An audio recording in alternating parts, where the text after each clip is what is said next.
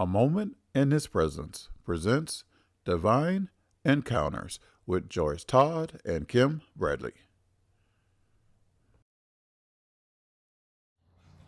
Welcome back to A Moment in His Presence as we continue in our series, Divine Encounters.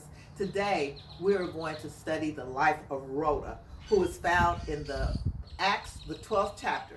And what you know about Rhoda may be very little, because she's only mentioned in 3 verses in the book of Acts. But I tell you, her character says a lot.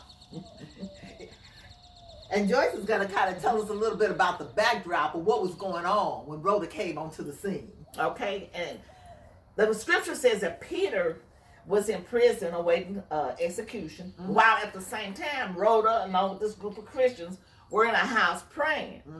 Now, y'all heard the scripture, James 5:1, the fervent, effectual prayer of the righteous availeth much. Yes. Well, there was a fervent prayer going on, because while they were praying, God was moving into the jailhouse. He was, the angel of the Lord was coming, shining that bright light, loosening chains that was around Peter's wrist, and opening jail doors. So God was moving, God was working, and opening the cell doors. And Peter walked right on out, Okay. walked to the house where, and you know what, Joyce, and I think about, how did he know what house to go to? Oh. But he went straight to the house where the they were prayers were praying. being going. Okay. And then when we get to verse 13, it says, he knocked at the door of the outer gate, and a servant named Rhoda came to answer. She recognized Peter's voice, and because of her joy, she did not open the gate, but ran in and announced that Peter was standing at the gate. You're out of your mind, they told her, but she kept insisting that it was true. And they said, it is his angel. Now, Joyce,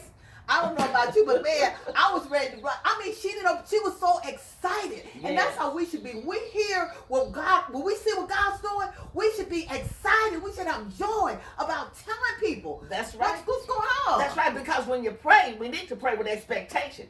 Because the scripture says when you pray, whatever you desire, when you pray, believe it, and then you should have what you prayed. So sometimes we believe we got it, but we don't believe we got it when we see it.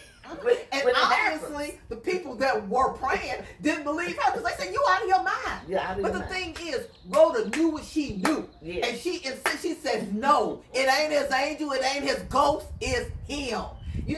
And so, I guess the thing that excites me about this story is that when you know what you know, when you know what God has done for you, don't let nobody steal your joy. Don't let nobody convince you that what has happened to you is not from God. Right, because he's still in prayer answering God, Kim.